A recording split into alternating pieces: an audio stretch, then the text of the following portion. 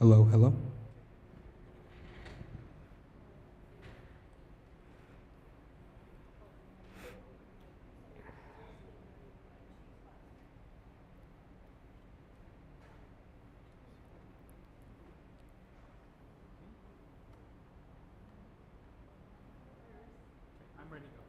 Okay. Welcome to Unmanageable. We are so excited to get started tonight.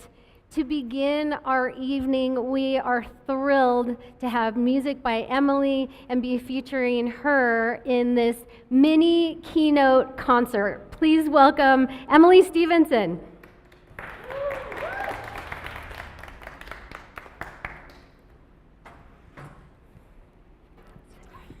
Thank you so much. I'm so excited to be here for another Unmanageable show. We are so grateful for Tiffany Berg and all the time and energy she puts into everything, so let's give her a round of applause. My name is Emily Stevenson, and for the past 20 years, I have been helping my clients level up in whatever their endeavors are, especially vocal artist development. Now, I want to ask you all a question tonight. How many of you are ready for your next big opportunity? Are you? A lot of the time we feel like we're doing everything, and some of us are. I'm going to tell you a little bit about two clients of mine. So I have a lot of different talents that walk into my studio. A lot of them are raw, and I can tell right away they just have it. And they don't have to work all that hard for it. Now, the second type of client is that client that has something, but I think, okay, like what do we need to mold to make this even better? Now, what happens a lot of the time when I see this is that I notice that the person who has to work for it puts in more effort. Now, it's interesting to watch over the span of 5 to 7 years. Many of my clients stay with me for a very long time. So over 5 to 7 years, and I watch this, and I see opportunities come, and some of them think they are ready because they have raw talent. And others work and work and work, and they put out everything. They do what I ask. They mold a little, and they get the opportunity. So a lot of the time, we think, oh, I got this. But are we putting in our God-given, are we putting in the work toward our God-given talents? Are we truly believing and understanding that that opportunity can come at any moment? It can literally come tomorrow. We actually had that happen just a day or two ago. Now, the other point I want to hit on is that age is wisdom. Age brings wisdom. And there were times in my 20s where I was like, I need this opportunity. Why isn't this opportunity coming that I'm getting right now? In my 40s, look, I said it out loud. But some of those big opportunities are coming now that I never even imagined would come. And the last thing that I want to give a huge nod to is that, the biggest nod to, is that God does care about our paths. He does know what is best for us, and sometimes we don't feel like we understand. But wisdom equals God equals hard work. That's your mission, and that's when you'll be ready for your next big opportunity. This song that I'm going to sing is a song by Lauren Daigle called You Say. Just remember that sometimes you're saying it, sometimes God's saying it, but hopefully those missions align. And here we go.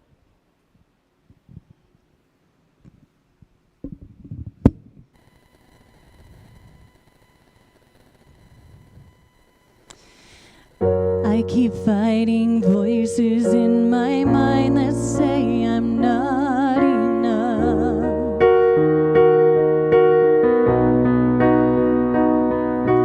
Every single lie that tells me I will never measure up.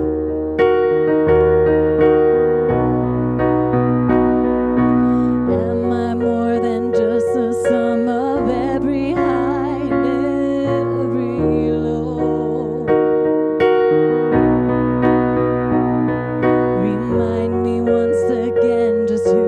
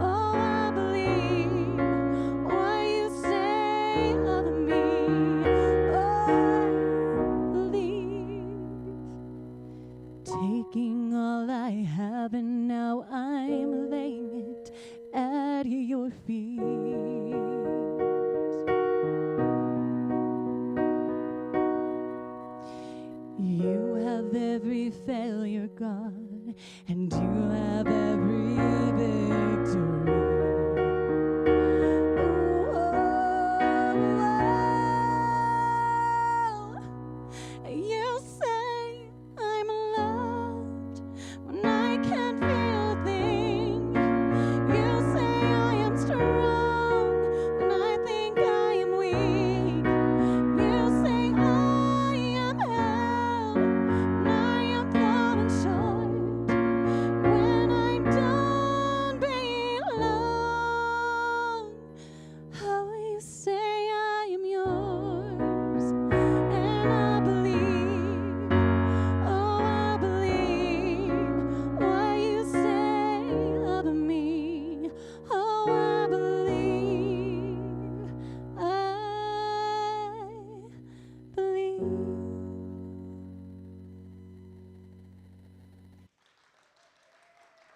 Thank you.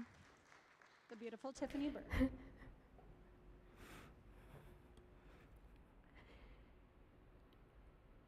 When I was growing up, I was typically unmanageable.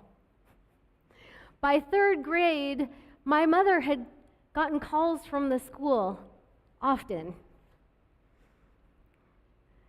In the third grade, she was called to Mrs. Edwards' classroom because I felt an injustice had been done. And I expressed my third grade feelings, and it didn't go over very well. So, Mrs. Johnson, please come to Mrs. Edwards' third grade class. Your daughter and the teacher will be there in the room during lunch.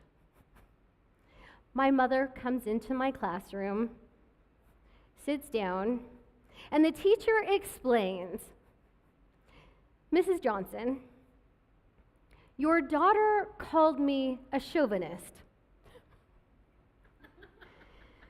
She proceeded to tell my mother that as recess was starting, the boys were given the balls and the girls were given the jump ropes.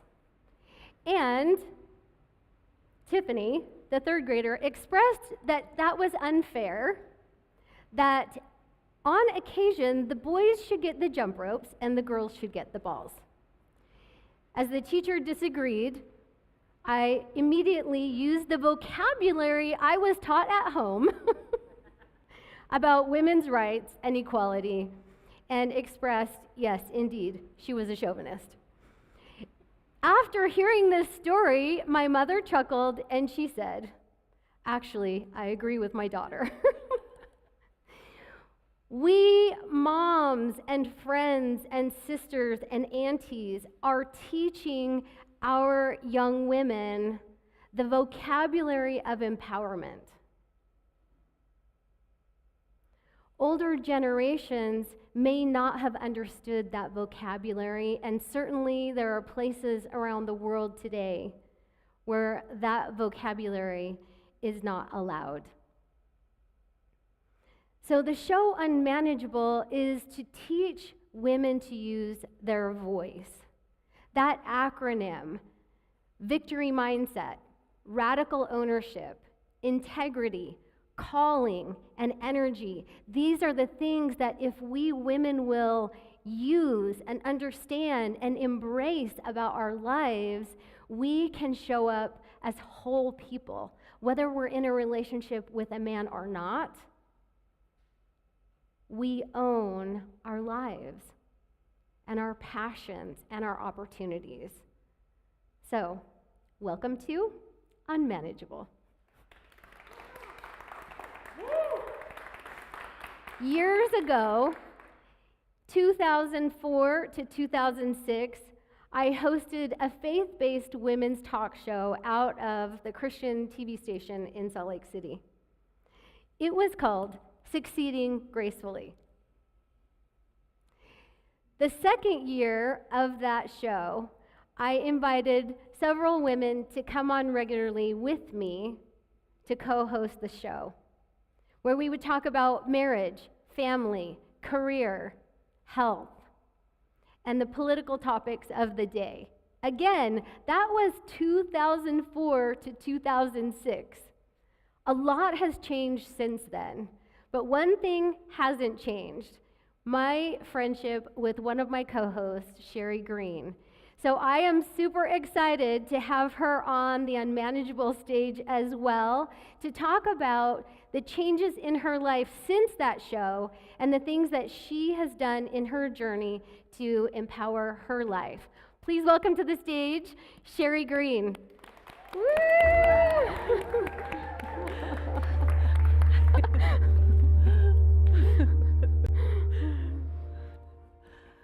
So this is pretty funny. We were in black then, we're in black now. That stayed the same. But that was so much fun. We were able to interview people and laugh. Now here's what we used to do. We would film 5 20-minute segments in one day. So we would bring several outfits and we would go behind the partition and change our clothes so that we would have these 5 separate segments so it didn't look like we were wearing the same thing every day, Monday through Friday. And they weren't all black. And they weren't all black, that's true. We threw some other colors in there. So here we are, 20 years later. Can't believe that. We were trying goodness. to calculate the other day, and was it 15, 16? And then my mind was blown when I realized 2 it was decades. 20 years. Our children who are adults and have their own children. Yes, our amazing grandchildren. Yes, and now we we're won't in get started on that. Yes, I won't now stop. we're in the grandchild era. But so much has happened since then. I feel like obviously we're wiser. We've had different experiences. I know the show we actually stopped filming. My late husband became very sick and passed away after that show. And you made some choices in your life that were unexpected and scary, and that changed you. Definitely. I look back at this and think about the women that we were then, and it's very different than how we are now. I mean, essentially, we're the same awesome people, but it was a different time, I feel like, as well. Not just for me personally, but I think just for women.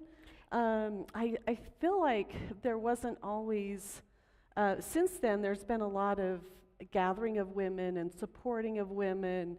I feel like it was still very new at this time. And you really spearheaded it and pioneered this. And so, anyway, it's really amazing. And I know that you're supposed to be asking me the questions, but I do have to say something about Tiffany really quickly.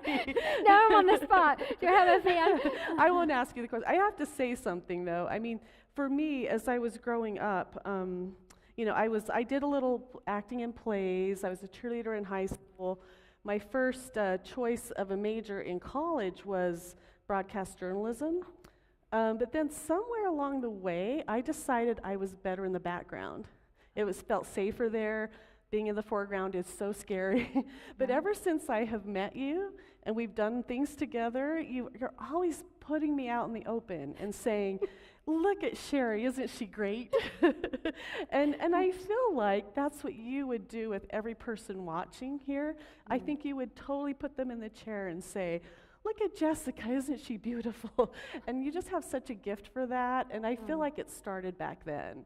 And I think you were a little bit even ahead of the times as far as really kind of helping women understand their voices. So I just want to thank you for that. And that means so much to me. Really, I have found one of the best parts of doing this show has been bringing women up to this chair that wouldn't actually vie for that chair. That has been beautiful, because I think with social media and with media in general, Hollywood, we see women that are stars, celebrities, and we look to that as if it's real, and it's not real. But if you can build around you real women who are truly evolving and they're committed to rising together, right, then your life becomes better. And giving women the seat that maybe wouldn't wouldn't chase it. Yeah, wouldn't chase it or choose it for themselves. Yeah, I think 100%. it's awesome. Yeah. Awesome. And we had so much fun. How could I not have her back on? But let's talk about that. Yeah. In 2004, you're right, women and women networking, women masterminds, women really having this cohesiveness and community, that was not what was happening with women in 2004. And so there weren't shows with all women. There wasn't that cohesiveness. Yeah. What did you see in the workplace back then? Now that's really interesting. There was a time kind of coming up in my career that there were only so many seats at the table for women in leadership. And so sometimes women would, maybe just from extraordinary skill or talent would end up there, but sometimes it was fighting and clawing. But once they got there, they knew that there were limited seats for the women, and so they weren't as supportive because they wanted to guard that seat, and they weren't really making, because it was a scarcity thing. We've only got one seat for the woman, and I'm in it. No, so there wasn't as much, helping and lifting other women up at that time.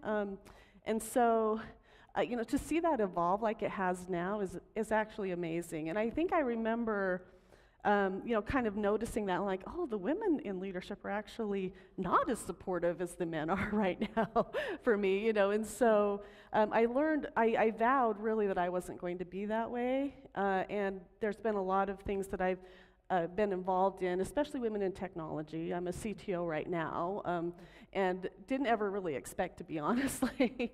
But one of my big passions is helping other women get into technology if that's what they're interested in. And I really try to find those women that don't want this, or they might want the seat. They won't say they want the seat. They might want the seat, but they, I kind of want to invite them into it if it's what they want. And so that's something I've really tried to focus on a lot with my career. I think 20 years ago, it was very limited on, we have to have the token female at the table. And now I think it's pretty open. Who is the most talented? Who can really take this company where we want it to go? And man, woman is. Yeah, and and I think of some of the guests that you've had on the show, and they have these awesome stories and platforms, and they're speakers, and they've written books, and so amazing. And I thought, I haven't really done that, but what I do try to do, and I think we all can do, is like in our individual lives, we have people that need us. We have people who might be trying to find their voice, or we might happen to be in a position where we can help them or help them speak out, or not even speak out necessarily, but just even voice what they want is an important. So years ago, after the show, you had an opportunity, and we used to go walking, and we would talk about these things, and you entertained this idea of actually taking a job in California and leaving everything here and just going for this job. And I remember thinking, I can't believe she's considering this. She's really considering this. It broke my heart because you were thinking of leaving Utah.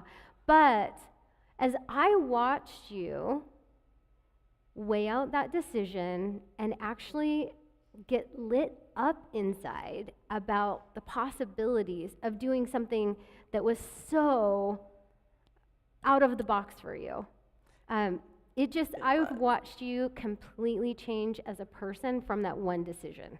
It's very, very true. That was an interesting time, and I'd actually kind of forgotten about that, because now kind of speaking what I want and is sort of part of me now. But as we started talking about that, that was not how I was.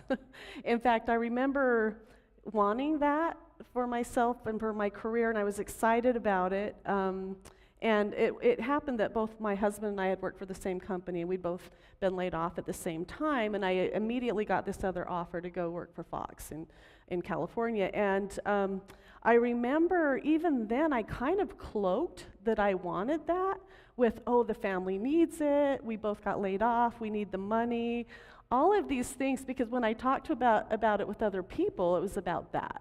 And I thought, I don't know why I didn't have the courage to say, I want this for my career, I want this for my family. There were a lot of really good reasons to do it. The sunshine was a big one. The beach. The beach was definitely a good one. And so I feel like I've really come a long way in that way. Now it's okay to say, I'm going to do this because I want it. It's not because somebody else needs it, but I did still kind of cloak it at that time. But it's kind of like those little successes that you have. You don't see the full horizon, So I remember doing it and then learning, people actually came with me. They didn't stop loving me because I made that choice, and it might have been something good for me and the family, but it was good for me. And I kind of started learning that I can make choices by putting myself first when I need to, and I can, and I think once you start doing that little by little, you start seeing, hey, wait, this can be a way of life for me, and people will still love me, people will still support me, and help me along the way, and it's okay to say I want this, and I feel like that's kind of one of the big transitions that I've made since then. So yeah, I was definitely in a different place. So here you have your family here, kids here, hubby here, and you have this opportunity to go to Southern California, by the beach, work for Fox, live on your own. Yeah, I lived there alone for a while. Walk the beach at Malibu, but there can be so much pressure on women to just stay right here rather than take a big risk for their career, for their mental health, for their dreams. Yeah. And so a lot of women don't feel they have permission. How at that time did you actually say, I'm gonna jump? I was terrified. Honestly, I was terrified, and I kept wondering, is this okay for my family? Is my husband going to come along? He's not sometimes as adventurous as I can be. I've dragged him around a lot in my life, where he's my stable grounding person, which I need, but what's going to happen with that? I think a lot of people thought that was weird. What, you're going to go live separately from your husband for a while? What's going on there? So, and that was a big decision, and honestly, in the end, that actually was a great thing for our marriage. I think that it gave me space to really kind of rediscover, and I don't even know if rediscover, I think I knew who I was, but I also knew I needed to evolve a little bit into maybe who I knew I could be. And so I think that was the beginning of that part, but he needed that too. I think that together, or separately, we kind of did our own work, and then when we came back together, I think we were a lot stronger that way. So that worked out well, because my relationships are very important to me, even more important than my career. But I'm one of those crazies that think you can have both. So yeah, I think it was scary, and I was fearful. But once I did start that forward momentum, things did fall into place. There was a lot of fear to deal with, and I had to really power through that, because I was terrified about what was going to happen. Visiting you in California, walking the beach, we went paddleboarding in the ocean, that was so much fun. Seeing you just blossom into this person who had a voice, knew what she liked, knew what she wanted, and then to see your whole family move out there. They did. After a period of time, get jobs out there, grandbabies, marriages, and then years later, you all came back to Utah. Came back. But you're different people today.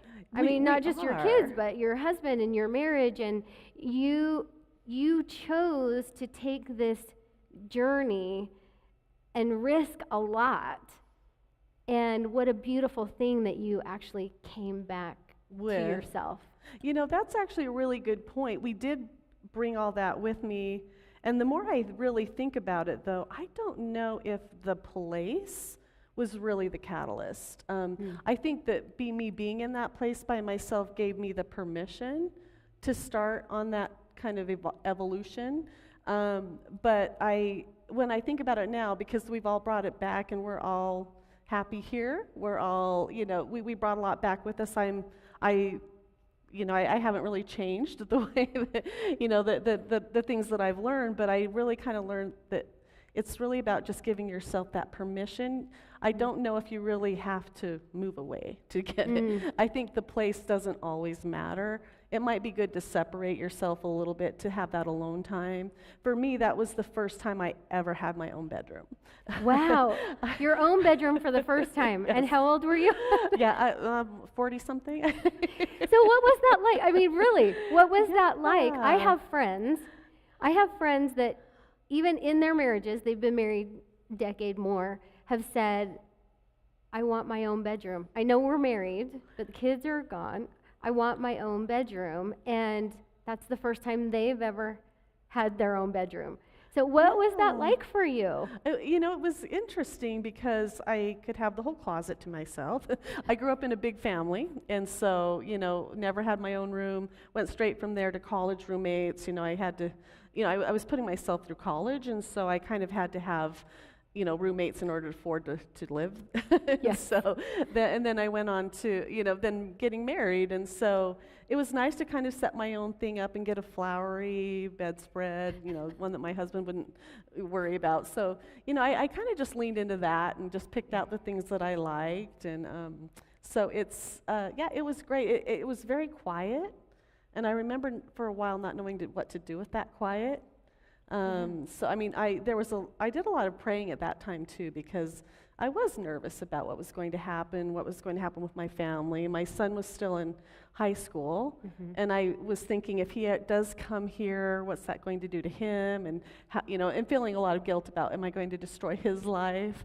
But I was vindicated because he ended up meeting and marrying his absolutely amazing wife, and we brought her back with us. Yay! So That and some seashells. So glad. So we were, it all worked out. But there was fear, there was guilt, there was a lot of things, and in that quiet space, honestly, I feel like that's when I had my most spiritual moments. Because all of the noise had fallen away, and I was just with myself, and I hadn't really had that opportunity to just be with myself and have that silence and that time to just, sometimes it's a good thing to be in my head, but sometimes it's not.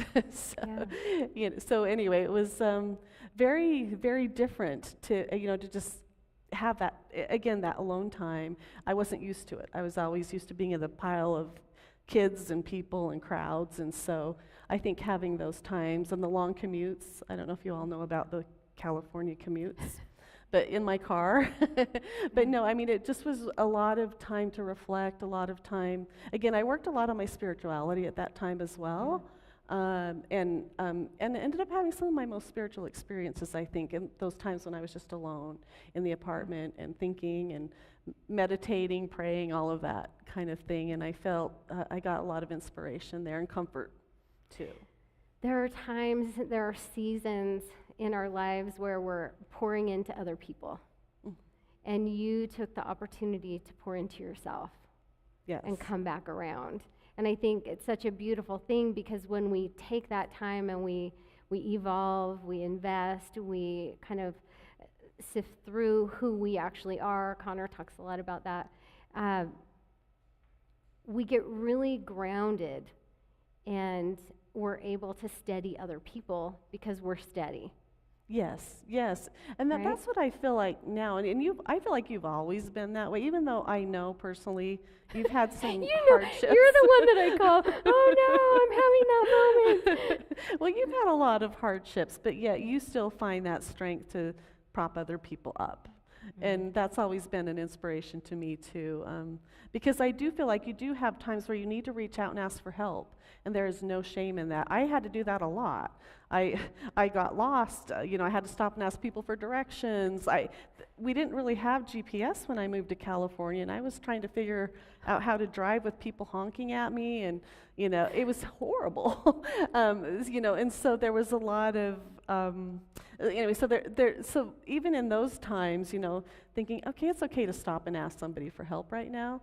But then there's times where you do feel stronger, and you do feel like you're the person that you can put the people in the chair and lift them up and say, you're awesome. You know, even in just individual in your everyday life, you know, you can, when you feel those strong times, be strong for other people, but absolutely reach out for help if you need to. There is absolutely no shame, and there's so many wonderful people willing to do that out there if you ask. And if somebody doesn't respond to you positively, they're not for you. That's the one thing that I've learned is like, I'm not for everybody, and not everybody's for me. And if I'm in that place where I need help and I can't really, you know, I might just need to look somewhere else. Yeah. Yeah. And I love that you are so pro-women and pro-men. I think Yeah. we don't have to be pro-women, anti-men. In fact, we were talking about political Yes. commercial where it was around election time, right? We're going to get a little political here. And they were saying something about women voting and not telling their spouse. You Right? can you secretly vote for this person. You don't have to tell your spouse you did it. There you go. There you go. And both of us were like, wow, that is an insult to the men and to the women. Yeah. Because ultimately, we recognize for a partnership to be healthy, you want to be seen, valued, heard, you know, both partners, right? Yeah. That you don't have to You don't hide have to vote like your anything. husband does. you don't have to vote like your husband. And if you have to have a commercial tell you that, you might have some work to do on your relationship. and men, I think most men would not like force their wife to do that. I mean, hopefully not. I Well- mean, in this day and age, but And here's the beautiful thing. We are sitting on a stage in Utah talking about women having personal power and a voice, and men having personal power and a voice, and them having partnerships that are healthy.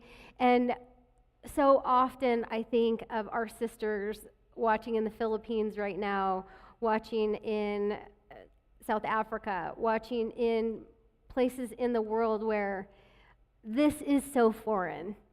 yes. And if you're watching this and it is foreign, I want you to know it exists.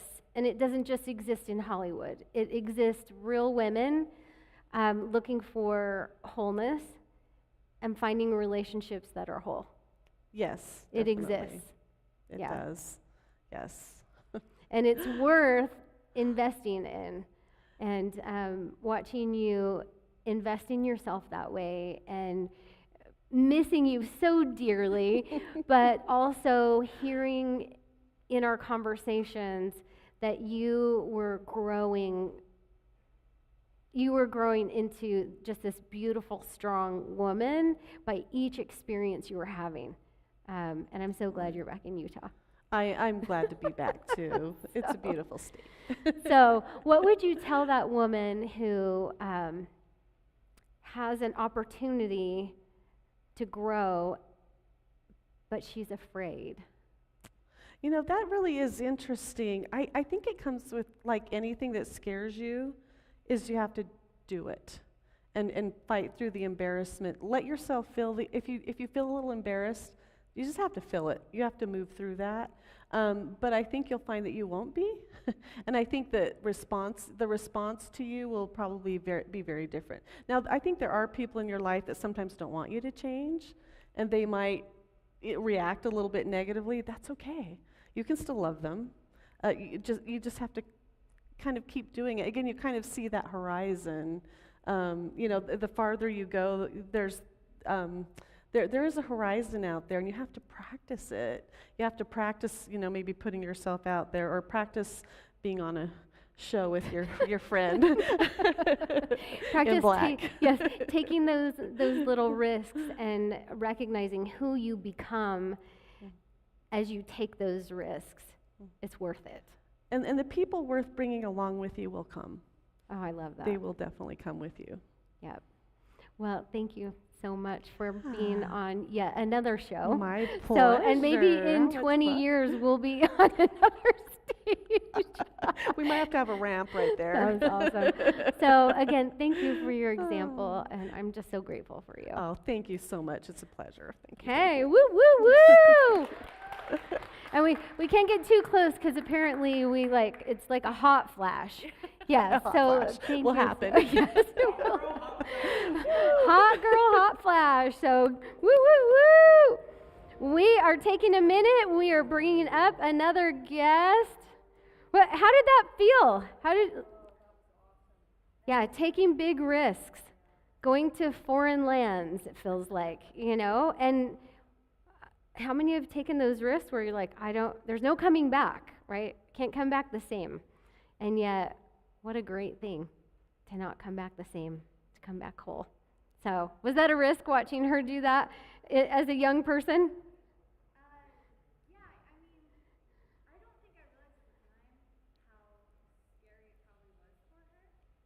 Yeah.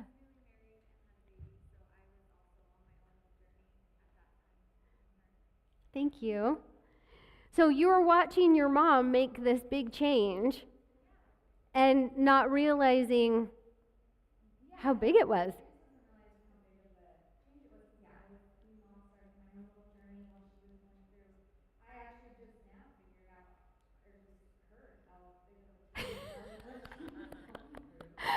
Love that.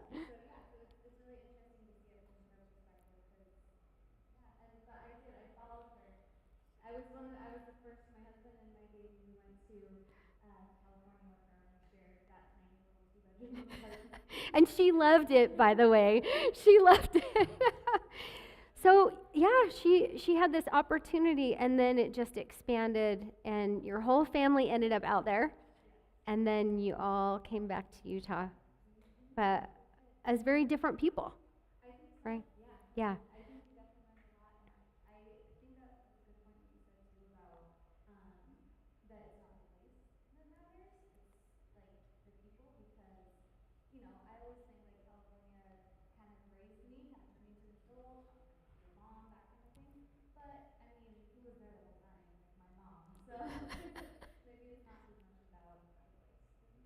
Yeah.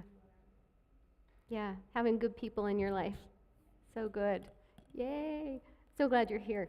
And you too. Thank you for being here. So we love having a live audience with us. We get to have these experiences and we get to have feedback and engagement. And that's one of the things about the WTF network, the Worth the Follow network, is we're really about creating community. We look around and we say we've got a couple of cameras going, but everyone in the audience has a camera too. And so we are all content creators. We share the things that matter to us, and we get to engage with people and start conversations and start going deeper in our connections with people, and that's really what we're about here at the Worth the Follow network. And so grateful to have this show Unmanageable to talk about women's voices and women evolving. And we're all at different stages, at different ages, whether we're young moms, we are in the middle with our high schoolers, or empty nesters, having grandkids. We're all in this place of evolving and trying to understand who we are and what we have to offer the world. And my next guest has really evolved, and so much that now she has a whole university where she is teaching other women how to get in touch with their feelings, and all of this through doodling. So please welcome the Doodle Warrior University Queen, Cindy Bayless. Woo, woo, woo!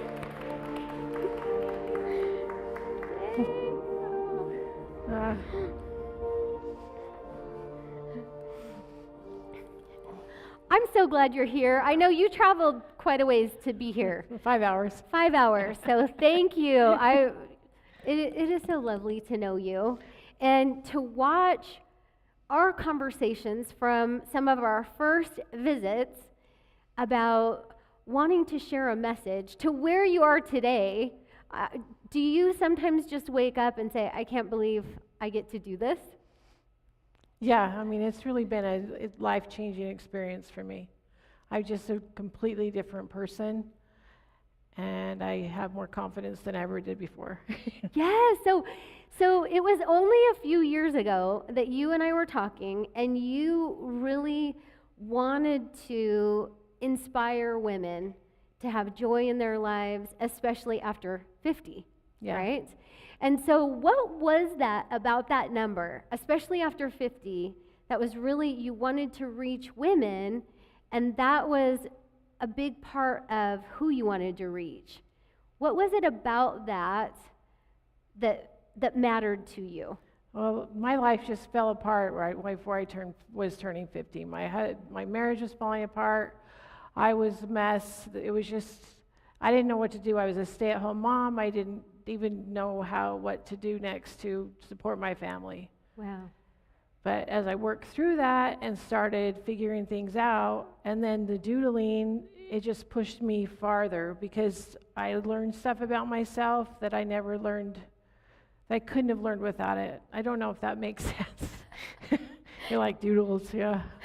But wait a minute. Now, do you have your book here? Do you have your little booklet with No. your doodle on it? Okay. So you, in our conversation, started mentioning, well, I do these little doodles. And when you showed me, they are so adorable. They're so cute and also deep. Because you combined doodling with emotional work. Yes. So how did that happen for you? How did you know to do that? And what has happened since you started sharing that with other women? Well, there's another woman I learned from, Maritza Petta, and I learned from her, and then I just took it and did my own thing and evolved it from there. So, and then it helped me so much, I just wanted to help other people with it. There's a doodle that I'm going to teach today that it changed the way I saw myself. Ooh. I was just so hard on myself, and everybody's saying just give yourself grace, all the stuff, but I couldn't really see that. And then this doodle, I was like, oh, I see myself now. Wow. So just by doodling, you had this aha moment that shifted things for you, Yes, where you didn't see it the same way again. yes. Wow. You can't unsee. I couldn't unsee how I don't know how I saw myself. I just kept dragging myself along and thinking I wasn't good enough or whatever with my past, or I just couldn't see the value I had, I guess is what I want to say. What a beautiful thing to have this almost like compulsion. I want to help other women. And then in your back pocket, you're like, and I do this doodling thing. And you're like, oh, wait. So this desire to help other women and the doodling, if we put them together, I mean, it's almost like a sneaky way Yeah, to help women see themselves, right? Because Yeah. sometimes we outsmart, we're like, we can't get there. But Yes. doodling is a little bit of, it's so fun and easy, right? That you Yeah. kind of are helping women get past their ego. exactly. And there's studies showing that we can learn from play. Play increases our learning by 400%. Wow. But we just quit doing it when we're adults because we're Yeah. like, we can't do that because it's I a don't waste have of time. time. So, and it just changes everything about how we learn when we do something tactical and visual and all this stuff together. So you're going to show us a doodle. So you all have paper, some pen, something to write with. So you're going to lead us in this, right? Yep. And you do this all the time now, Yeah. right? You coach women one-on-one and in groups, Yes. right? So what if people aren't close to you? How do they participate? I have online coaching. I just do it online. Oh, There's someone in my community I coach, and we still do it online. Just easier. So just stay in your Yeah, stay in your stay there. slippers and your sweats. Okay, so you're gonna walk us through. Yes. Okay, you're all gonna do. I have no idea what we're drawing. okay. So what if we're not an artist? That's what I was gonna say. So everyone's playing hangman, right? Yes, Like- hangman. Yes. I mean, when I was in Sunday school, that's what our teacher had us do, and then he would fall asleep, and then we would sneak out. So, but we learned hangman really well. But See, unmanageable. You see this? These are my people. so Okay. we're just gonna These draw. are so cute. It's a frame. I love We're it. just gonna draw a stick figure, except for put some clothes on her if you want. So I usually do a triangle for her dress. I don't ever wear dresses, but I do a triangle because it's fast. So you do what you want. Okay, so this is of us. Of you. This is you. Okay. Or you could do pants and a shirt. Just Okay, kind so of, we're just gonna turn it into something more personal. You can do hair like yours. I'm gonna say, I do a bun and I never wear a bun. I just do something quick. But Okay. it's still me. So Okay. I want you to do a doodle of you. Okay. But give her some eyes and a mouth and all the little Okay, mouth. Okay. things. All the things. Okay. And then put a heart in the middle of her chest. Okay. She's got a heart. Okay, and now I want Oh, you she to needs arms. Hold on. yeah. Now Arms. I want you to draw a dotted line down the center of her. Oh, wow. Like this? Yes. Oh. Like vertically. above the vertically. head? Okay. Y'all got the dotted line Little going? dotted line down the center. So as you're doing this, I want so now on your left-hand side, Okay. she's had a rough day. So this is the one who's just had a rough day. So her hair is gonna be a little messy and maybe dirty and tears going down her face. Alice Cooper. Maybe Yes, her she looks arm like is Alice Cooper. broken and her foot is hurt. Maybe on her dress has got patches and it's dirty and torn. We're going to scuff her up a little bit. This is the 50% of us that is the UGG side, that we don't really want to go out in public and we're struggling and there's stuff going on in our lives. Mm. So, and we're going to leave the other side fine. So on your left-hand side, I want you to put some things on there that have been a struggle for you. So have you had your heart broken? So you would do a little doodle of a broken heart. Mm. Or have you broken someone else's heart? Both ways. Beside her feet, I want you to draw a suitcase. Mm. And then I usually put stickers on it like you were traveling around the world, but these might say pain. What is the baggage you're carrying with you? Oh my gosh, do people cry when you're like, are you guys getting too, this is just, oh. So what pain Yeah, do you pain, have? loss, grief. Grief, yes. Yeah. What mistakes have you made? And that's usually a broken vase or just pieces that we use. What mistakes have you made? And some aren't repairable. Yeah. So, and then a gavel's another one we put on. And a gavel? Oh, gavel. So have you judged others or have others judged you for what you've done? Wow, this is a lot of a lot of stuff comes up when you're drawing these things. There can be others. Body issues is another one I usually put on, and I just put scales on there for that. But have you struggled with any kind of body issues? And then anything else you can think of. Childhood is another one. We could put a little child there, or some. Everyone has their stuff. Yeah, I'm drawing Yes. a wine glass. Yeah. 'Cause that has been really, Yes. something I've had to work on is alcohol. And It's been a really big one from my childhood. And that's what I like, so you can personalize Yeah. it to yourself. Yeah. Now on the other side, we are going to put, what have you achieved? So maybe a little blue ribbon type looking thing. Mine and all looks- the little stick figures for all those grandbabies. Yeah. Aw. And then we're going to put successes you've had. when were you brave? And that would, I would use to do a little heart or something, just a doodle that represents your bravery. Let me, I love that.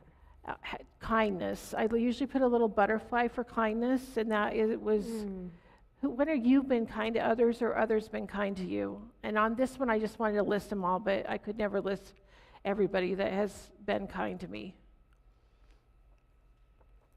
I love that with the butterflies. And so, and then another one is just to put a sunshine and that we still have hope. Mm. And then in the end, I want you to look at the back of your page and choose one of the empowering thoughts or statements on it. And then we would write that underneath her feet. There's just a lot. I don't know which one we like better. So, Oh, I love those. my wisdom is my superpower. I radiate confidence, beauty, and strength. Any one of them will work. And then we would just write that under her. And then at the top, I want us all to write, I am a divine warrior. Because we have really all been through all the stuff. Wow. In different ways and different stuff, but this doodle let me see myself as, oh, I've been through stuff and came out of stuff, and everyone's done that. So, Wow. and then we usually have some journaling prompts, so something like, how do all these pieces fit together to make me? So, Wow. So in just minutes, are you feeling these things? This is amazing. I know everybody is busy drawing. Like, are you feeling the depth of this? This is powerful. I know our all of our technicians are going to be like, we want to draw. This is so helpful. There are things that you can draw that hold weight yes, that are really hard to talk about. yes, And really hard to access all of the emotions underneath it, yes, you know?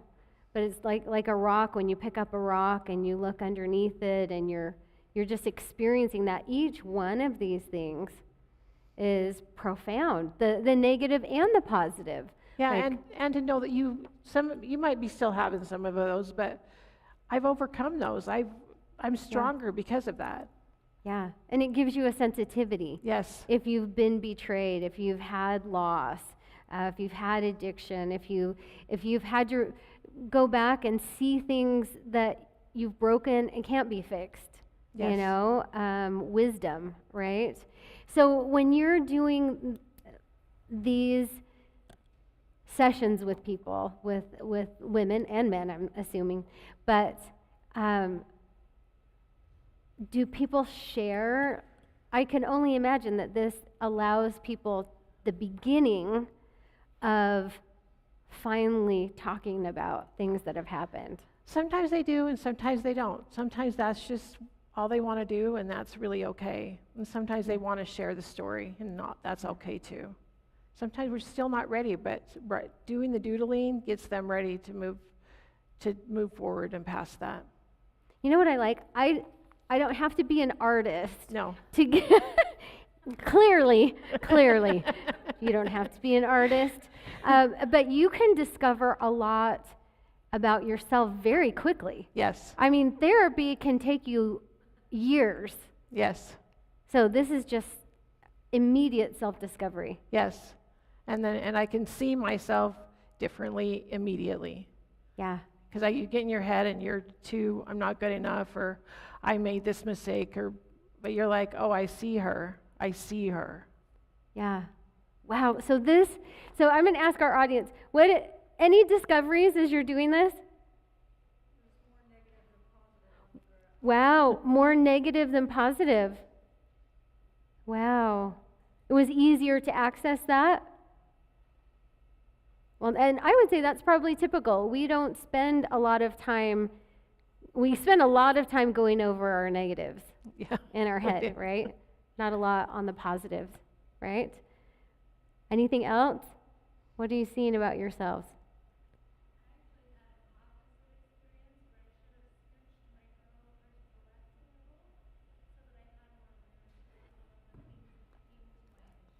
Yay! So you had a lot more on the positive you wanted to put on the paper. Yeah. Yay! I love that as she was talking. Awesome. I love that. So as you have done more and more of this doodling, like immediately this became who you were.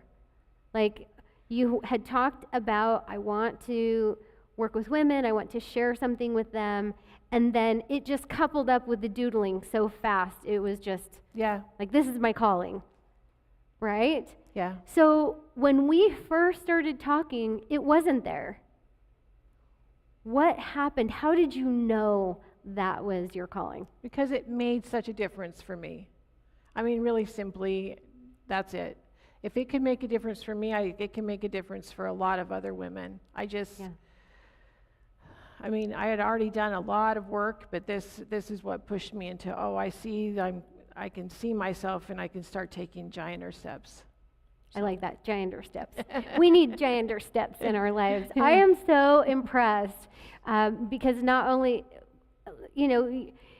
you found you, but then you're sharing it so other women are finding themselves too. Yeah. It's kind of like you had this key and you're like, I'm going to use it to unlock other women's lives. They're better for it. And it's fun. And it's fun. Yeah. And it's fun, and there's just way more breakthroughs than someone telling you that you have worth, and you're like, okay, I have worth, but I don't feel that. I don't see that, and this just changed it so I could see that, and I can manipulate, and then I use it in other things and see how I'm interacting, and I'm like, oh, I can see what changes I can make now. Yeah.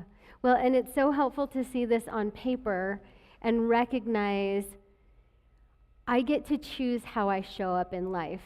Going forward, looking at this picture, where am I going to hang out? But we can also even look at the left-hand side and say, it's okay, we're 50-50, and look at all I've overcome. Yeah. Look at what I've been through. Like, it's okay that I've looked scruffy on the one side. I've, as my 25-year-old daughter would say, she's been through it. So I've been been through it. And you know what? We have a lot of grace when we see it like this. Yes. Like, wow, girl, you've been through it and you made it to the other side. Yeah. Yeah. I mean, yay. I love that. So for the woman that can't quite see herself, this can allow her in just a short time. Yes. To not only see where she's been with more grace, but to see her future. Yes. So what's next for you? I'm still doing the same thing. I've just launched a program that is teaching women step by step. 3 months we work on just starting to believe in ourselves, because if we don't believe in ourselves, we can't move forward. Like, I was I'm great at working, so I worked a lot, but I was just working against myself. Wow. What do you mean by that? Great at working, but working against yourself? I can do the work, but I can't get out and really let people see me so that they can so I can start selling my product and seeing how great it is. But everyone has to start believing in themselves and what they have so they can start moving forward. Yeah, that belief is so important. Yeah. I'm so excited for you. What a fun thing to see this evolution, and not just an evolution that was like little, but to see this just life-changing evolution. Like, I found my spot. I found my place, and it's so quickly helping people. Yeah. So, yay!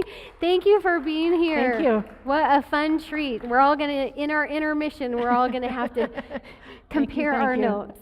So thank you so much. Woo woo! Y'all got your doodles. We're going to take a short 10-minute intermission and mingle, share our pictures, and come back. We've got 2 more guests to close out our evening, and so take a little break, and we'll come right back.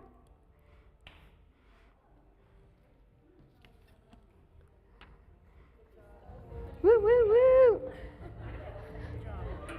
So fun. That was a lot of fun. So good. Didn't expect that to be so revealing. Right?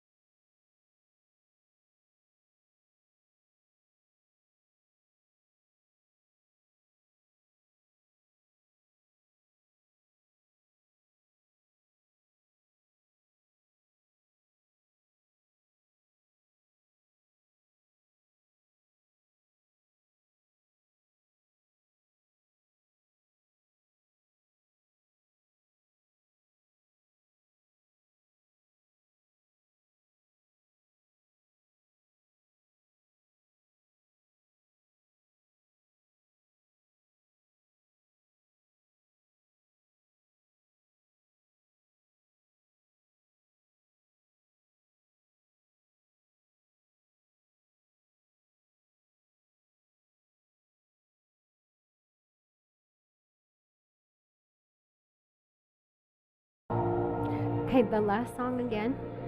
Rise Up. All right, that's right. Sang that all night. That's crazy.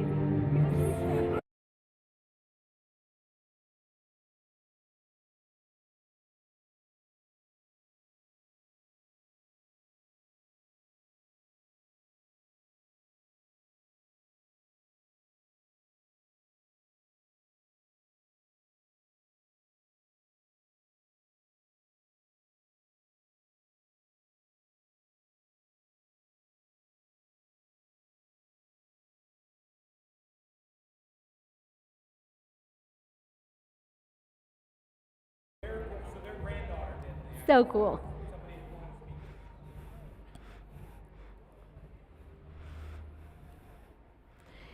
Two women approaching life completely different. One, an elite. The other, common. One, royalty. The other, a saint. Two women who made history. Unmanageable. Two women, Princess Diana and Mother Teresa. Princess Diana had a script, an appropriate life she was supposed to live. She was told her duties and responsibilities, but she felt more. She felt drawn to hospitals, to care centers, bedsides. She felt compelled to touch patients, AIDS patients, cancer patients, young patients, old. She sat next to their beds and looked them in the eye as they told their stories. She was rebuked by those in the elite class and told that this was not appropriate for someone in her role. And yet it was exactly the way she uniquely went to people that endeared her to the people. Mother Teresa took a different path. She said, I will go to the poorest of the poor, to those who are sick and dying in the streets. I will find them. And that was the commission that she encouraged for those that followed her. Love the poorest of the poor and care for the dying. She was not the typical nun. She was not the typical teacher, and yet still today there are women and men around the globe that take her challenge, her commission, to go to the poorest of the poor, to the sick and the dying. Two women that showed up in this crazy life in very different and unique ways, and we are better because they chose those paths. They were not typical or appropriate, and yet they made history.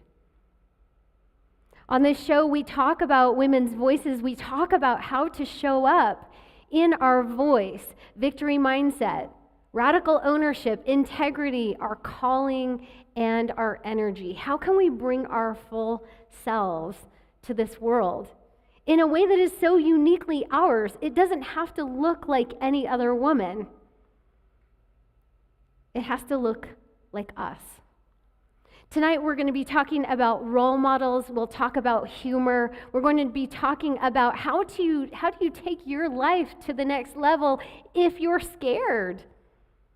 And I'm excited to share these guests with you. My first guest is a luxury realtor. She is a mentor and a coach for women who want to have more in their lives, more success, more joy, more fulfillment. So please welcome to the stage, Marilee Morgan.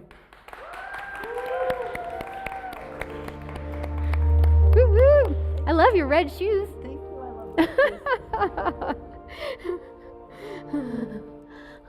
Thank you for being here. We both struck on red shoes. That's I love awesome. red shoes. It's so fun to be here. Thank you so much for having me. I'm really excited about it. You have sat in our audience and you've seen these women with incredible stories. And you mentor women. How do you encourage women to really up level if they have this desire to be more? That's a great question, and I'm glad you asked it because it helps me to clarify my mission in life too. I think it's really important for women to have a dream and a vision and a version of themselves that they're currently not living. And when we give ourselves permission to think of ourselves being bigger than where we are in the current moment, we can begin to think of the possibility, doors start opening, ideas come to us, and if we can just get a taste of a bigger version of ourselves, I can mentor women along in their journey and give them this. I create the space. I hold the space for them so that they know it's safe to say anything, dream anything, and have someone believe in them when they can't believe in themselves. That's so needed because we may have a little idea that maybe this would be something possible for us or something that we've always dreamed of doing, whether it's a book or a business or having a family. We may have this little tiny idea, but it is so helpful to have a mentor give us not only permission but a challenge to take that step. You know, Tiffany, my mother was challenging. I don't know about all of you, but I had a challenging mom. My mother used to say something that she heard Gloria Steinem say once, and that was, "You are not your role." Wow. So when we outgrow our roles, who are we? And what is the next role we're creating for ourselves? Are we creating that for ourselves, or are we taking dictates from the culture that we live in, or the role that we're currently in? And so when we take the idea of who am I, who do I want to express myself to be in this world, I think it just levels up the thinking so that when we see it out there expressed in another woman, we can identify with the possibility that, aha, I can do that. I can be that. And the seed begins to be nurtured within. And once that seed is nurtured within, the teacher shows up, right? The old Buddhist adage. When the student is ready, the teacher appears. Sometimes as women, we look over at another woman achieving something or acquiring something or creating something, and we have this jealousy or this envy. Maybe it's envy, and we think, oh. But that's actually a really good message, because when we feel that, I want that, we recognize about ourselves that we want bigger. We have an aspiration. That's a good thing. It can start as that little, I'm envious, and then it can turn into a fire that we fan the flame and we go after something we desire. I think it can turn into a goal. Yeah. And when we have goals and we're striving for something outside of ourselves, something we've never done, but we know it's a possibility because somebody else has, then those goals can be broken down into manageable tasks. And even though it begins to feel mundane, making a committed decision and having the discipline to follow through is key to achieving the goal. I'm an endurance cyclist. I love to ride bikes. I love to ride bikes with my girlfriends. I love to ride bikes in groups. And when I was a little kid, I had a bike. And I used to get on my bike, and it was freedom, freedom, freedom, because I could take off and be by myself. I always knew my way back home. I rode bikes ever since I was a little kid. So as an adult in my early 60s, to be able to get on my bike, I still have that same sensation of sitting in the saddle and that first pedal of, here I am, I've hit the road, freedom. And I get to be with my own thoughts that actually bring me the inspiration that I need to be of service to others. So even though it appears selfish, and sometimes I think, oh wow, you're being really selfish because you're going out for a long bike ride. I won't tell you how long. You're going out for a long bike ride and all the other tasks are left undone. But really what it does is it's a meditative process, and it allows me to get into my own heart so my mind can open, so I can be present for others. I love that. Sometimes we feel so exhausted and drained, we don't give ourselves those experiences. And it is those experiences that give us the vitality to come back better.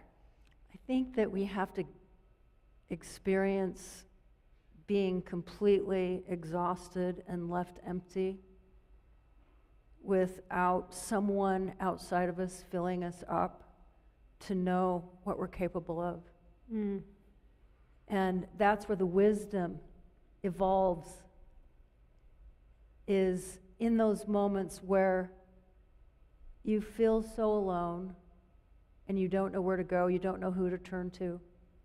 But when you turn inward and upward, that's when the inspiration and the revelation presents itself with solutions. Not always instantly, because there's a process. You've got to put in the work, you've got to put in the effort to get the reward, but it always comes. It always comes. I love when you talked about role. You know, what is my role? What is my identity? And women often get connected to their role, but that is not their identity. And so as we get older, one of the things that I love about this season is those roles that are, you know, a mother of an infant, a mother of children at home. Those roles shift, and we're allowed more white space. And in that white space, maybe we're hiking, maybe we're kayaking, maybe we're cycling, maybe we're working out at the gym, but we have these opportunities for this repetitive motion where we didn't have that time early on. But it separates us from those roles, and we're actually able to glean wisdom and gems in that quiet time. I want to tell you, when I was a young married and starting my family, I didn't have a vision for myself beyond being a wife and a mother, a house and a white picket fence, a garden. That was about it. And when my first husband and I got to a point in our marriage where neither one of us had the skills to resolve our problems and the lack of experience to ask for help, we did what our parents did. We got divorced. So I went to work, and 7 years later, I met my knight in shining armor, and we got married. And I thought he was going to take care of me so I could go back to that vision that I was living as a stay-at-home mom. And one day I went to the grocery store, and my debit card declined the groceries. So I called my husband, honey, you forgot to put money in my checking account. And there was silence. And he said, I didn't forget to put money in your checking account. When I get home from work tonight, we need to talk. And in that moment, my heart sank, and it felt like the tectonic plates of the universe had just shifted. Because what woman hears her husband say, we need to talk, without there being something at the end of that? Yeah. That night, so he gave me a credit card so I could pay for the groceries, just so you know. So you got the groceries. Got the groceries, the but ice cream there's did a not talk. melt, but there's a talk. So we get home, he gets home that night, and he says to me, I need you to help contribute to the family finances. But more importantly, I need you to figure out who you are and what you want to do in this world, because you have too much talent to be in this house doing laundry and driving carpool every day. Now, I was angry. I was angry, and I can be angry. And as time went on, I came to realize the wisdom of his conversation. He was right. I did have a lot to offer. And I started to believe in myself. And that's when I decided to get into real estate. And I discovered that I was really good at it. And the way that I knew I was good at it is because it was easy. It was easy. And I think sometimes we overlook our natural gifts and talents because they come so easily. Like you were talking earlier about raw talent. Emily was talking about raw talent. Being of service to others comes easy for me. And my job as a real estate agent, this is an easy process for me. And so I developed myself that way and have had good success, and I'm proud of myself for those accomplishments. But now it's time for me to be a sage and to offer my wisdom to others that are coming up in the industry, and teaching crash courses on being true to yourself and not giving yourself away and still being able to make a good living. Because I think women have a tendency to undermine ourselves and our ability to earn. And in order to get the business, we offer our payment first.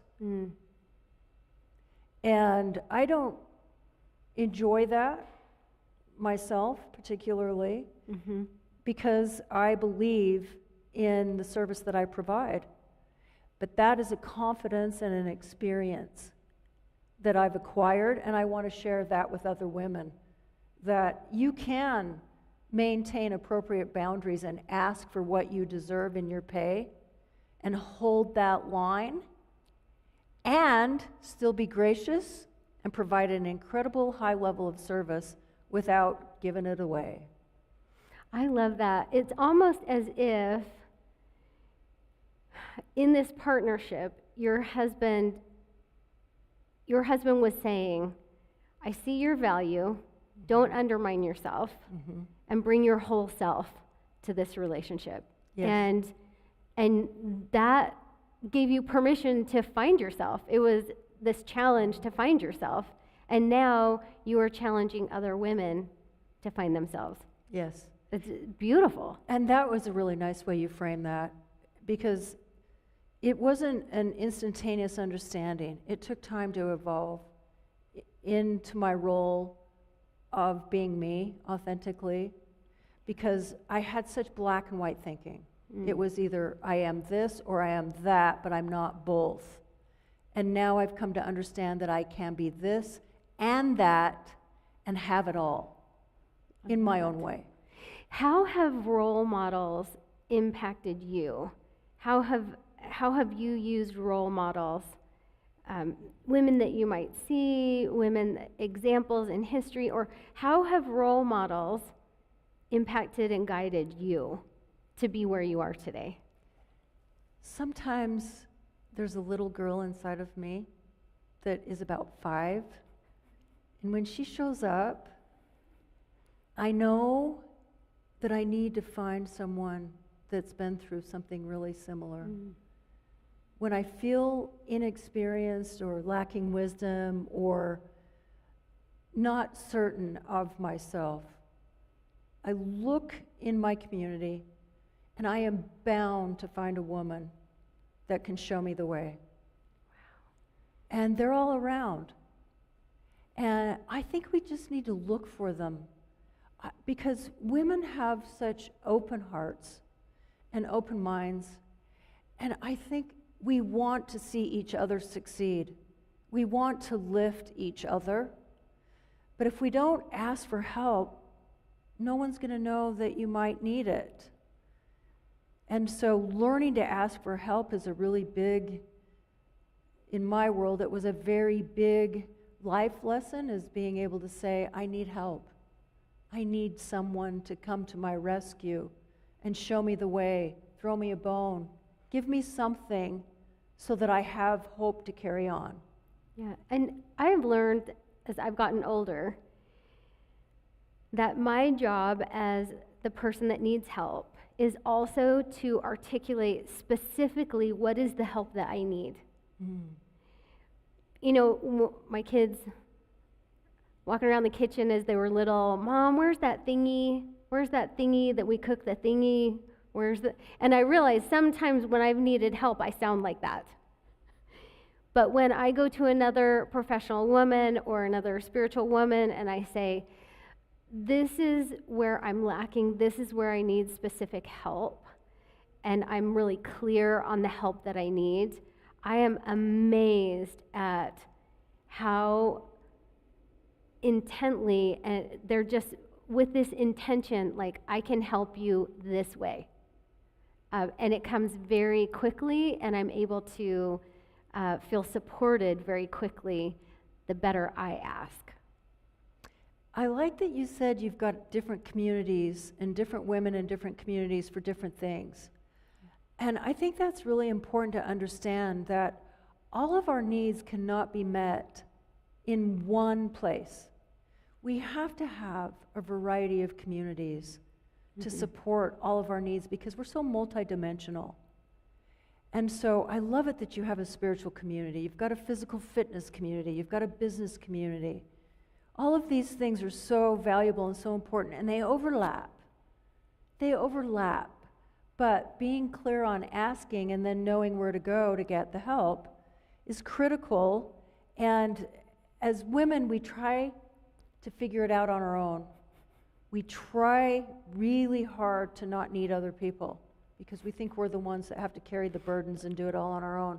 And that is a fallacy that somehow we bought into, and so we isolate. And that creates depression and loneliness and lack of transparency when we're struggling. Absolutely. When I was a 14-year-old child, there were things in my life that I did not let others know I was enduring. And the way I chose to cope with that was to try to overdose and take my own life. Wow. And no one knew. No one knew. And I carried that burden in my heart for so long, until I found a place to start talking about, oh my goodness, I tried to take my life at one point. And when I started to talk about it, it probably was 10 years ago, and I'm in my early 60s, I had this big aha that I am so grateful I live, because I love life. I love life. I love learning. I love being. I love existing. I love the experience that this life entails. It's so beautiful. It is so beautiful. And women are my best friends. And I have a lot of friends and a very, very small core of lifelong best friends. One is 10 years older than me, one is my age. And so I can always draw on the woman that's older than me to call her and say, hey, help me navigate this. I'm struggling with this. What do you say? And she always knows I'm going to call. One of those friends.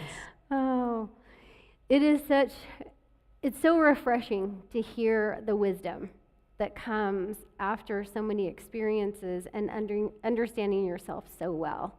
And I value that even when I put your name up and I said Marilee is coming on my show, so many other women were so excited and were just expressing their love for you. So you're impacting women and you're helping them rise up. So thank you so much. Thank you for what you Thank do. you. Woo woo! Thank you. Thank you. Thanks.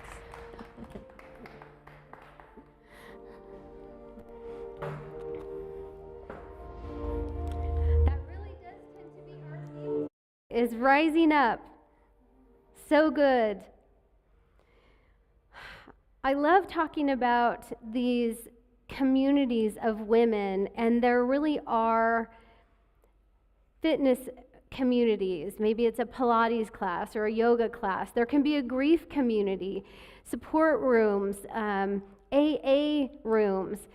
There can be spiritual, your church, your temple, your organization. These networks actually lift us. These networks heal us. And when we lack connection in our lives, when we lack clarity about who we are and what our calling is in life, we can find communities, and those communities support us in discovering our value, in discovering our true north, our direction.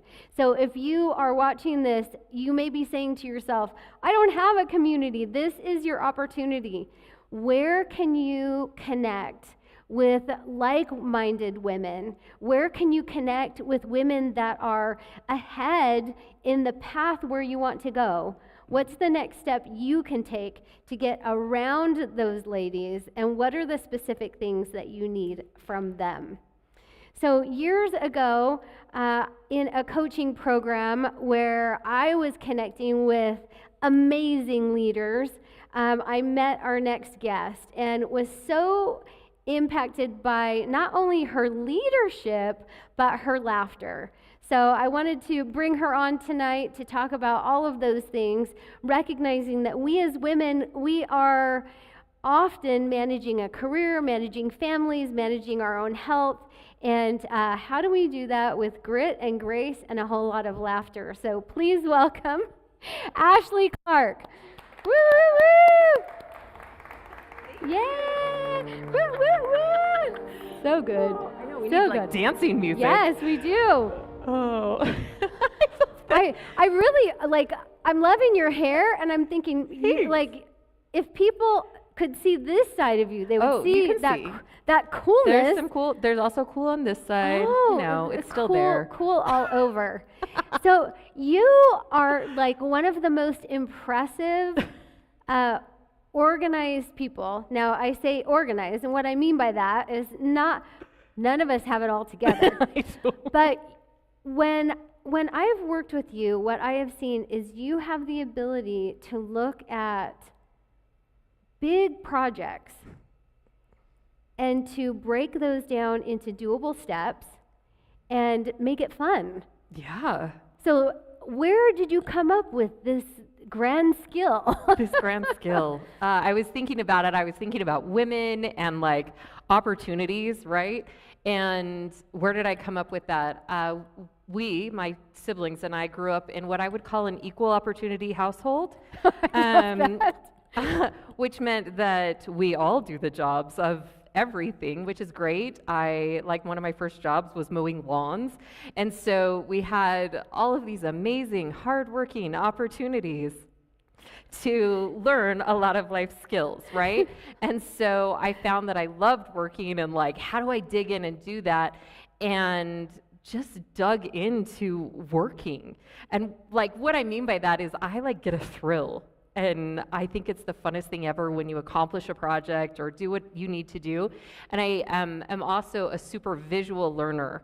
And so I had to see things, even like in my mind's eye, I had to see like, here's the puzzle and here's how you'd put every piece together and that's how it would work. And I just figured out pretty young, which was really fortunate, how to put puzzle pieces together, whether that was project pieces to put together or actually people and their skill sets to put together. And that was when I saw those projects or people or groups or my employees really come together and work, I was like, this is the coolest thing that there's ever been. And so that was, I don't know, just I could see it. And I don't know how you acquire that skill outside of doing it wrong a lot of times. Right? And then figuring out how to read people really well and do it well. I love it. Can you feel the passion? Like, I have watched you look at a project and almost like the Matrix, like, got it. Okay, you go there, you do this, and then the list and the Oh. spreadsheets, and I have watched you masterfully and with enjoyment Yeah, I really like it. create completions. Yes. And so I'm fascinated by that because that is, I look over at these women, I'm like, please come up and sit in the chair and That's teach super me kind. teach me the magic. Yes. But it is magic when you know that about yourself. I think so. I think that having a lot of opportunities as a kid, I spent a lot of time with my dad. Obviously, both parents. It was a very nuclear family, normal. But I spent a lot of time doing things with my dad, and there was never a time where it was ever even suggested or limited that I couldn't, because I was a girl, do anything. Sometimes that's great, but I also have like a 12-year-old daughter right now, and I'm like, oh yeah, I did it again. They're fearless, and we'll be like, watch out. But I didn't know that there were limitations.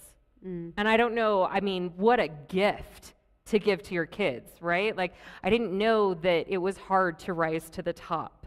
I didn't know that it was limited seating. For women. I didn't know. I just assumed you could do anything you wanted to try to do. What a beautiful gift It really you were was. given. Yeah. And I think that they were kind of surprised. My parents were kind of surprised, like, oh, we should have probably told you that, that go ahead and try. Go ahead and try, right? Like, you can. But I think that was my like, when I shot straight arrow into my career in business operation management, I was like, well, sure I can do that. And if I can't right now, I'll figure it out. And having that attitude of anything is possible, we'll figure it out. Everybody can learn, right? So even when they're like, they're not a player, or you're not, like whatever that looked like, I would say, let's try. Everybody's got this opportunity to grow and learn, and so we'll just give it a whirl and have a little fun doing it. That makes it so enjoyable to have a leader that is like, oh yeah, we got this. We got this. We can do this. Yeah, we might screw up a little, but we got this. Yeah. So you're a mom. I am a mom, 4 kiddos. 4 kiddos. And you started really early in healthcare. I started really early in my career and real late in kids. That's actually like, as I hear a lot of women's stories, many go to the workforce, right, after their kids are all in elementary school or graduated, and it's kind of like a what now happens. I did it backwards, or the way that worked for me, right? And started my healthcare career at 21. And by 23 was managing facilities, large healthcare facilities, which I look back on now and I'm like, oh, they were crazy. Like, okay. But you did it but I so did it. successfully. Yeah. I can look back. I'm like, there's a little bit of blood, sweat, and tears, but also I lived. And most of the people did too. So that's a good sign, right? So you went for your career, then had kids. Well, all still at the same time. So All of it. I assumed, I put my husband through college, and he was like, you have a great job. Can I get my master's? And I was like, yeah, I guess so, But at some point, I think in my head, I was like, yeah, we'll just switch, right? Like, that's what you do. You're going to get a great job. And not by lack of effort, just I had 10 years on him by that point in my career. And that wasn't really realistic to switch. And it also, if I was being really, really honest with myself, I didn't want to. And not the idea of switching, but I just didn't want to leave my career.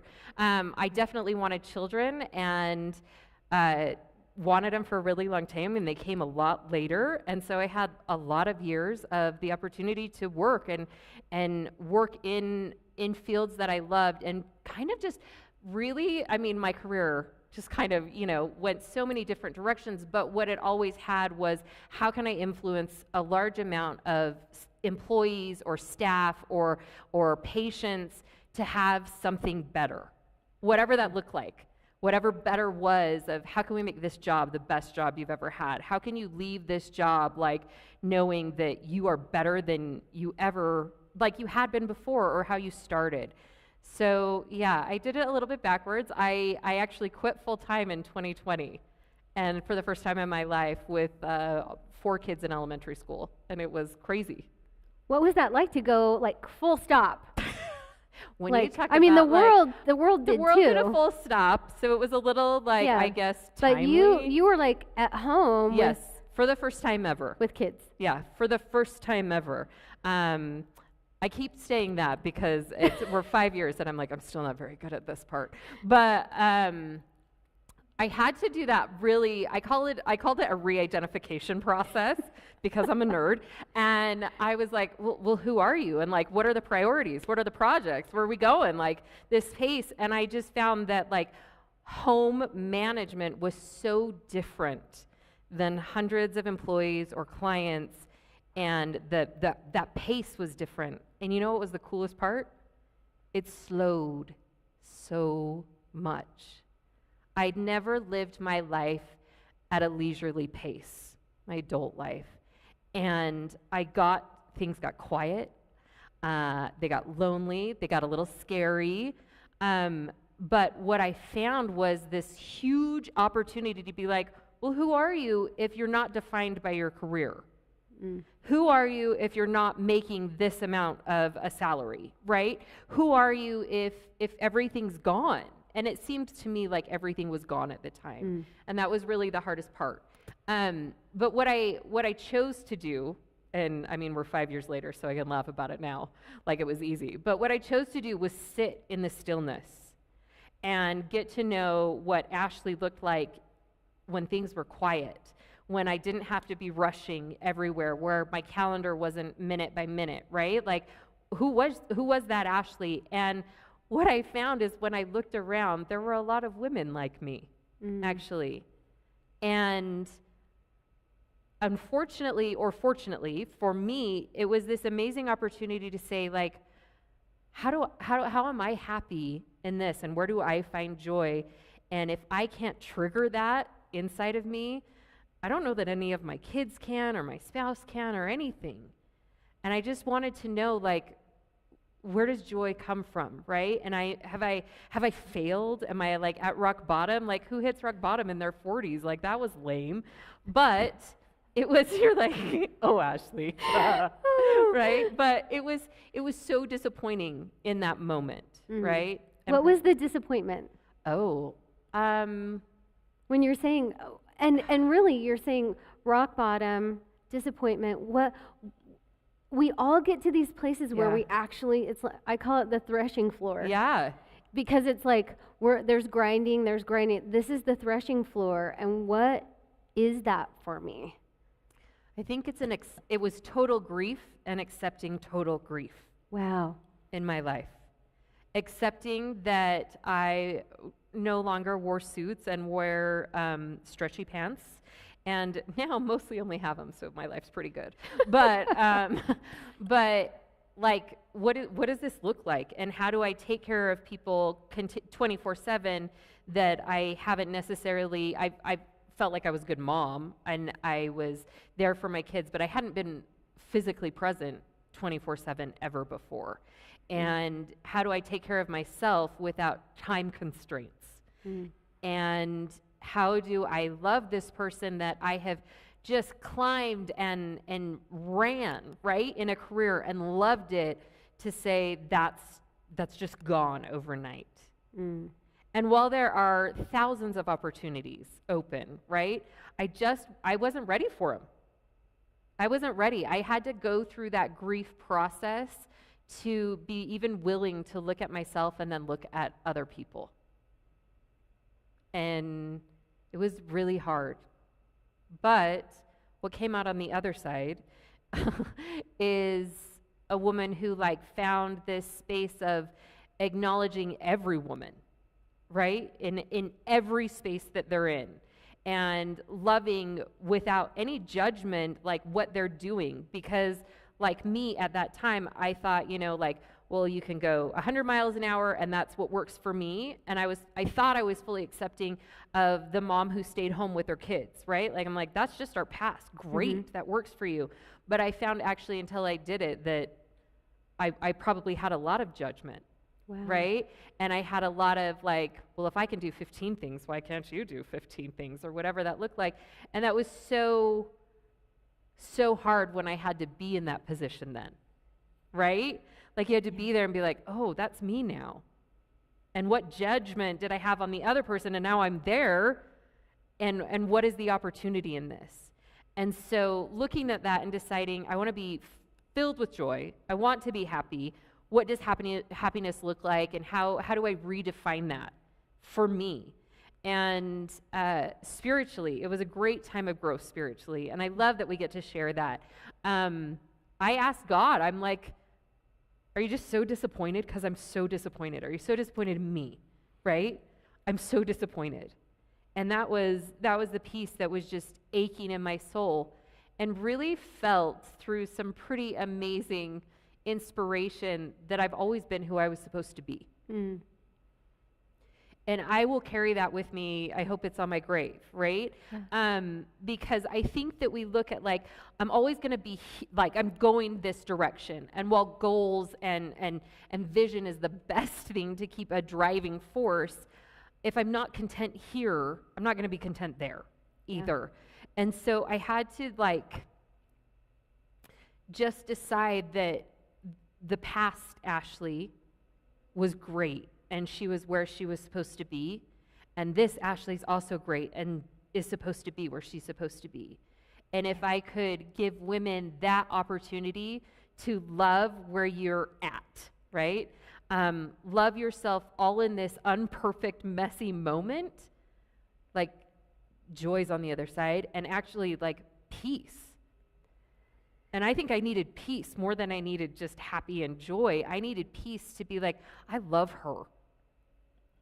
And I learned to say in the mirror, be really nice to her. She got up today. And learned to share that with other people and learn to accept my body, my physical challenges, just any space that I felt was lacking, I just gave grace and acceptance to, and then it allowed me to give grace and acceptance to just all the other people I encountered. And I was so much nicer. Like, I hope I was nice before, but I think I'm nicer now. There is that unsettled feeling, and if we can make peace with that, you know, the conversations in our head change. For sure. How we extend love to other people changes. Like you said, when you get to the bottom of that and say, wow, be nice to her. Yeah. She's been through stuff. She's been through some She's been through stuff, some and she still got stuff. up today. Yeah. So I think that we just all have that opportunity. I would encourage anyone to be really kind to themselves and start listening to the things that they need, men and women. But I think women don't listen to what they need or take the time that they need. And that is something that I've learned in my life. Some of my favorite things now that I do are take naps. Who knew you could take a nap? And how great Best is day that? ever. Yes. Some days when I've been like on tour or doing something long, right? I'll drop my kids off at school and I'll be like, guess who's going back to bed? Me. And it's the best thing that's ever happened in my life. And I thought, you know, past self would have been like, that's very lazy and you could be a lot more productive. And this self is like, did you have a good nap? You know, like it's just, it's not necessarily the indulgence of it. It's just this peace of mind of saying, let me meet my needs. Yeah. Let me be there and love them, embrace them, and enjoy it. And that's really, life at a slower pace has taught me to enjoy it. Like listening to things, spending time with my kids, playing on the floor, going to the activities that they have, all those different things have helped me like enjoy it, and I don't think I'd trade it. I don't know that I could go back to the way that it was before, even though like, yeah, I was great at that and I thrived at that. I like this version more. I love that. So many times we create these vision boards and life happens, Yeah. right? So maybe we don't get that from the vision board, but if we're doing it gracefully, if we are really digesting this life, right? And we're marinating in it, and evolving with it, I do think the reward of what comes is way better than what's on our vision board. It is. And loving ourselves at the end of the day, what a difficult thing to get to the end of your life and not love who you are. I think so. I think the piece that gives people so much permission is not just that offer yourself grace, look for that. It was living in vulnerability. And that was something that I'd probably hidden or like just pushed to the side because there wasn't time, I thought, to deal with it. And living in vulnerability for me looks like I'm having a hard day, and it's okay if I share that with my kids or with anyone I encounter. Do it at Walmart. It's hilarious. Not everybody knows what to say back. But I like being vulnerable and saying this is hard for me, or here's my habit that isn't great, or like anything like that. Sharing that with people also gives them permission to be vulnerable and then grow. Right? It's not just vulnerable and sneaky, right? Like that. It's I'm vulnerable and I'm going to share with you the time that I did something silly or made a huge mistake or said something that I wish I hadn't said. But it also it's just this realness of life, and living in the realness is so enjoyable. Earlier we were talking about, maybe moving out of state or moving, taking these journeys. And I think this journey of inner space, we've got outer space, but we've got this inner space. We're discovering inner space, this journey. It can be terrifying, and what an incredible experience in evolution. I think so. I think it's the biggest adventure I've been on, and it's been great. And you're bringing your kids along with I'm bringing my you're kids. Giving them, I love that your parents gave you such an example, but you're also giving this example to your kids that living in the real is the best way to live. I think so. I believe it, and if that's a gift, I was asked this week to write a letter to my daughter before she goes on a camp, right? And specifically the prompt said, what do you want her to know? And what would you wish you had known was truly the prompt. What do you wish you would have known at her age, and share that with her? And mine is you're doing great. You're great, and you have the ability really to do anything you want to do, and start to learn what your emotions are and live that way, because you will have the more freedom than I did and more freedom than my mother did, right? Or anyone before us, that if you can just live with those things and acknowledging your feelings and verbalizing them and sharing your needs and living as yourself, right? The world's very accepting and loving. I love that. I just love who you are. Well, thanks. I need more Ashley in my life. So, and definitely more naps. So, know, right? thank you for Thank being you. on Unmanageable and sharing your evolution. And really, when we see women that are evolving and giving themselves permission to be in the right place for their lives, For sure. it empowers us to take brave steps too. Do it. Just do it. Just do it. Thank Yes. you Thank so you, much. Tiffany. Woo, woo, woo. You're the best. So good. Oh my gosh. I love you. I love you.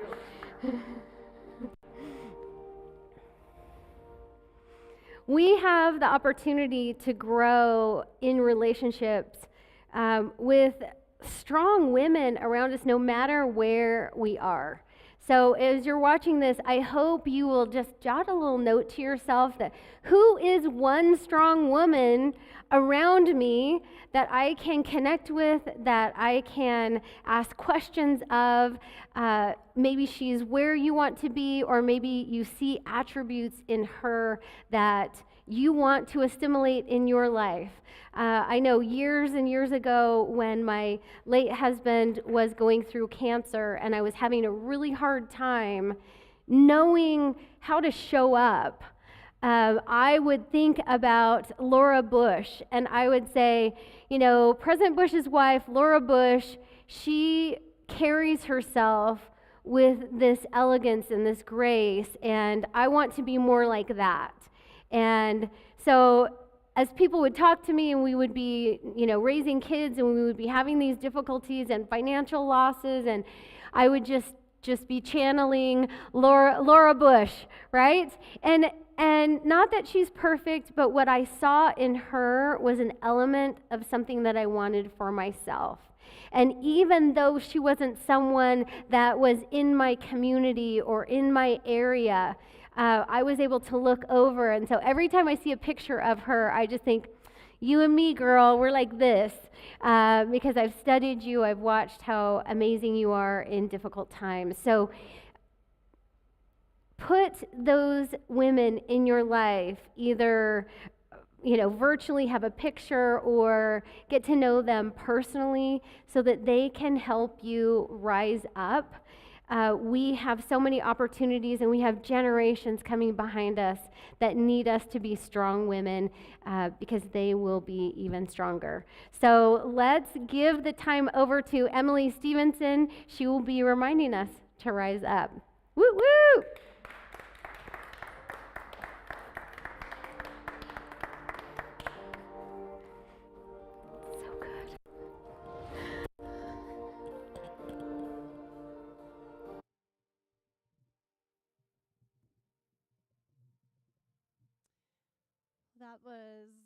That was so beautiful.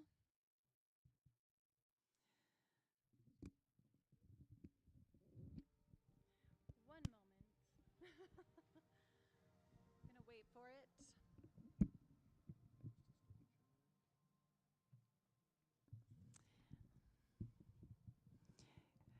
Are we ready to rise up now? Are we gonna rise?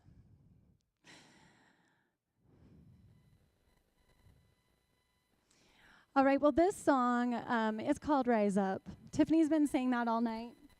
And such a beautiful song. And I'm so proud of every one of us who have gone through those hard times.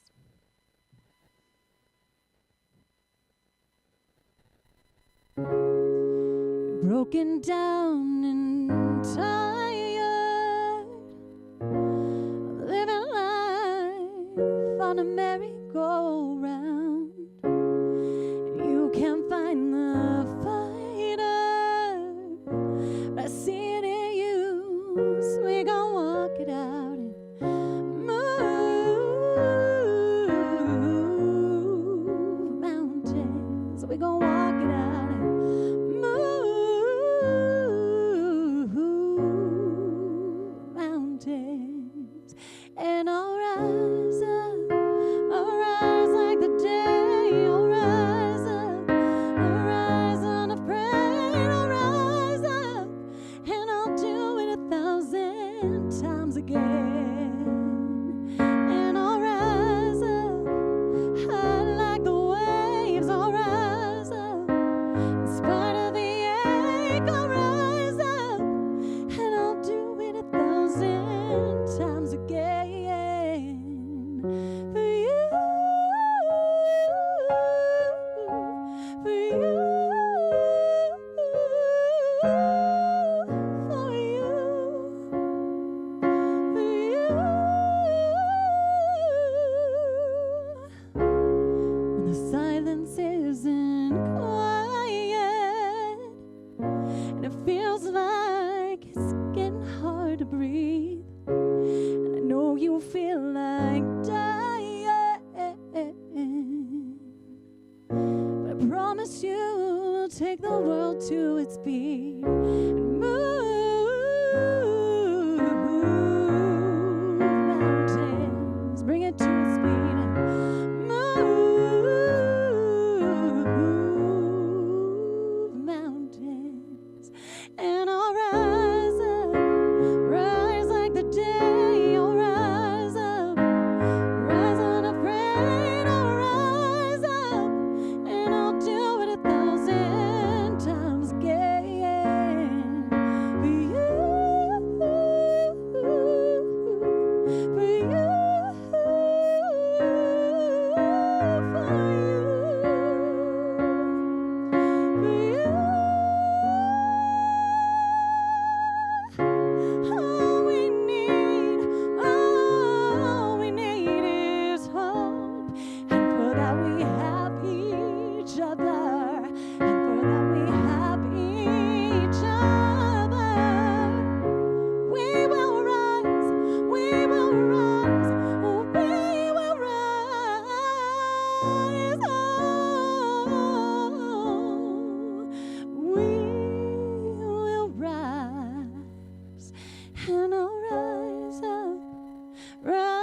like the day I will rise up in spite of the ache. I will rise 1,000 times again, and we'll rise up high like the waves. We'll rise up in spite of the ache. We'll rise up, and we'll do it 1,000 times again.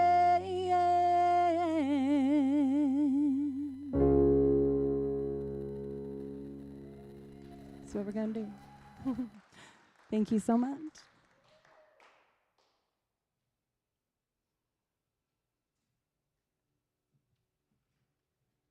All right, something Tiffany did not know that was going to happen. I want everyone in the crowd, will you come up here, please, real quick, including you, Tiffany? Sorry. My name's Hunter. I'm the newly appointed CEO of WTF.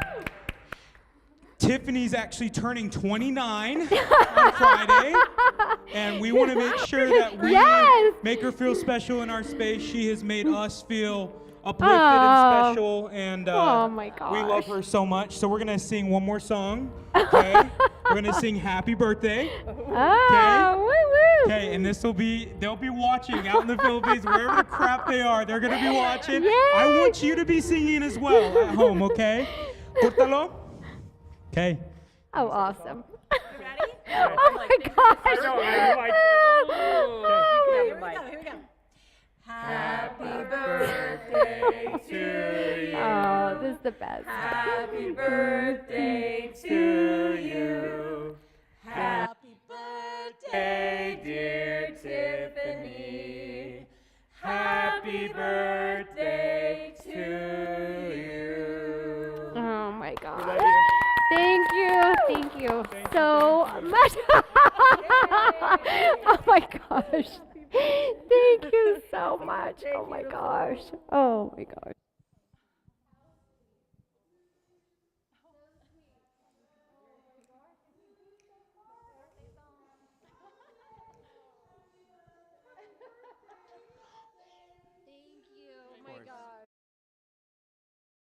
Thank you, everyone, and have a great night. Go ahead and cut the stream.